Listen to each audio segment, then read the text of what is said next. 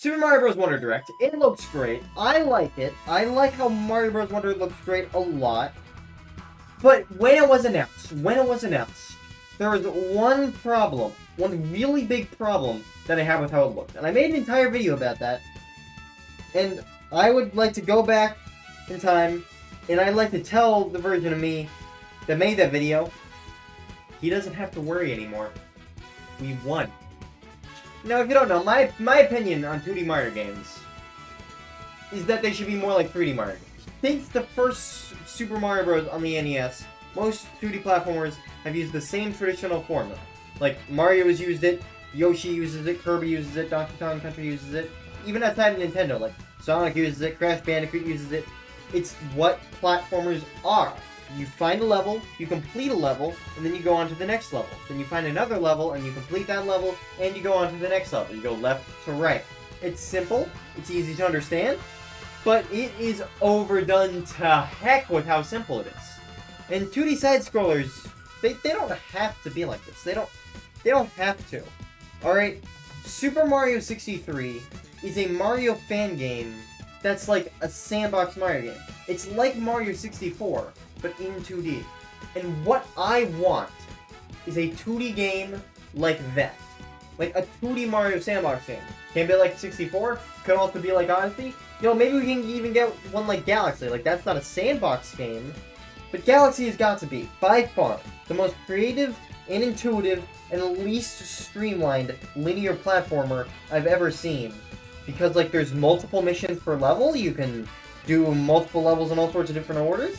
Even if the levels themselves are linear, they're presented to you in a way where you can do them in whichever order you want. Not whichever order you want. There are plenty of limitations.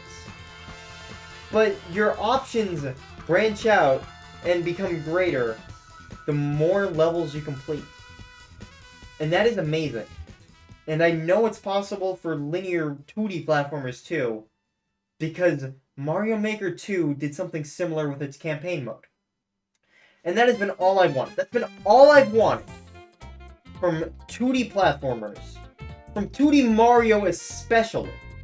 For a while now. And I made a video about that too. I made a video where I pitched my idea for a 2D Mario game with the formula of a 3D Mario game.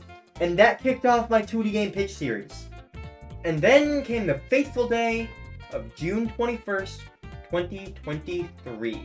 Now, this day was important for two very different reasons. One, there was a Nintendo Direct, and two, it was my birthday. Amazing combination. And on this fateful day, one Super Mario Bros. Wonder was announced. And at the time I thought, okay, this looks like a really good 2D platformer. It looks like it has awesome level design as standard for Mario. And it also looks like it has a lot of things that Mario has been missing in the past. But at the same time, I did still feel kind of down about it because it wasn't the 2D Mario that I wanted. It wasn't the big 2D Mario with the formula of a 3D Mario game. But yet, now that I have seen this Direct, I believe that I may have been wrong about that. I mean, it still isn't the 2D Mario game with the 3D Mario formula, but it is a massive step in the right direction. And I would really just wish to go back in time to June 21st and tell my past self, happy fucking birthday. Now, obviously, there was a lot of great stuff that they talked about in that Direct. Alright, the online stuff, the power-ups, the badges. But the main thing I'm going on here, and it's not something I see a lot of other people talking about, but to me, it is a huge deal, is the open areas. Now, like, these open areas, they have, like, a few levels, which you can do in different orders. And then they also have different paths that you can take. And those paths, like, they branch on occasion, and then there's other paths that you need a certain amount of Wonder Seeds to unlock.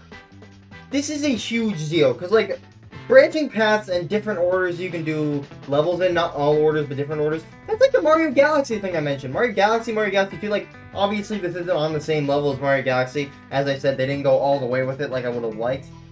But it is, like, I think this is better than Mario Galaxy 2's level map, and I've said before, Mario Galaxy 2 is my favorite version of the traditional linear platformer level map. Like, Mario Galaxy is an untraditional. It's untraditional.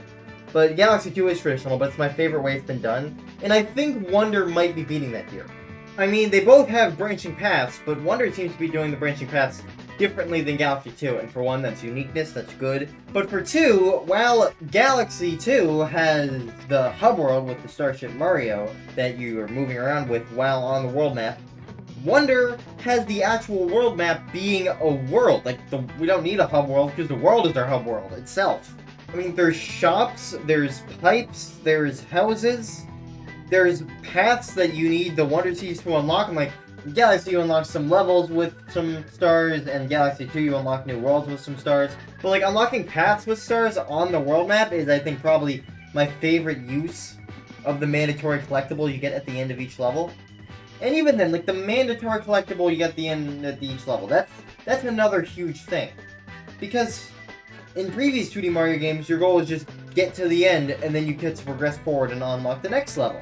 But then, Galaxy 2, 64, Sunshine, you get a star at the end, or you get a shine at the end. And then you get to use that, you know, they pile up, and then you can use that to unlock things, you know, worlds, levels, paths.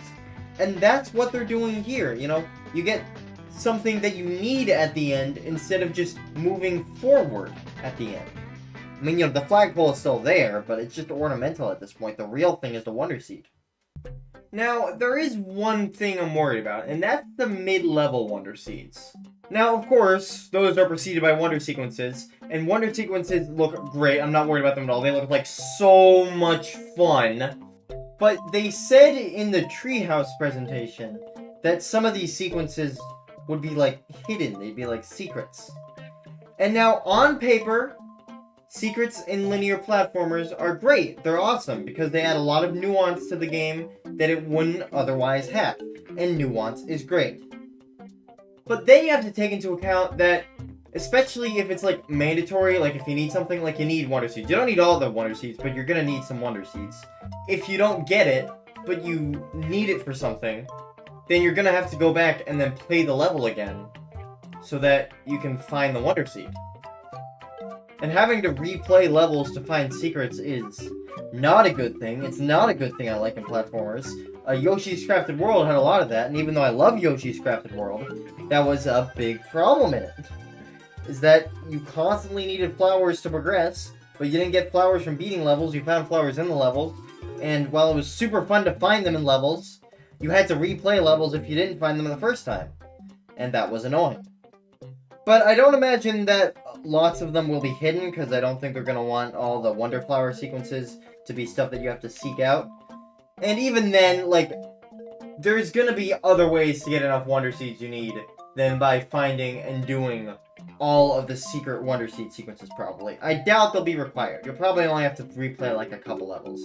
And even that kind of sucks, but it's not a huge deal. But outside of that one small worry, this looks great. The open areas and branching paths look awesome. There's an actual story now, and it's not like in 3D World or New Super U where the story isn't just Bowser kidnaps Peach, but it's still really basic. Like, no, they seem to be actually doing interesting stuff with this, because, like, there's even Talking Prince Florian and Talking Flowers. And then there's a shop system, which you use with alternate currency to regular coins, which is a very smart way to keep the live system but still have a shop. The level design just looks great. I like the new power-ups quite a lot. Playable characters look awesome. Fucking badges, oh my god, those look amazing. And, like, the online looks really fun and intuitive and stuff. Like, at first, I was disappointed that there wasn't just going to be straight-up online co-op, though I wasn't surprised. The second they said online, I'm going to be like, alright, what weird technicality is this going to be that isn't just full online co-op because Nintendo is stingy? But this looks really fun. I mean, it might honestly be funner than just normal online co-op. And overall, I'm going from thinking Wonder was going to be a pretty good and pretty damn fun Mario game to thinking it's going to end up in the Switch's S tier. Because this is going to end up in the Switch's S tier, probably. And it is going to deserve it. I am very much looking forward to this game. But who knows, maybe I'm just a shithead for not getting super excited about Mario's incredible level design, unless it has something as small and insignificant as branching paths. But you know what? Whatever. I'm super excited. I hope you're also super excited. Please subscribe, otherwise I'm going to take the elephant power-up and stomp on your family. See ya.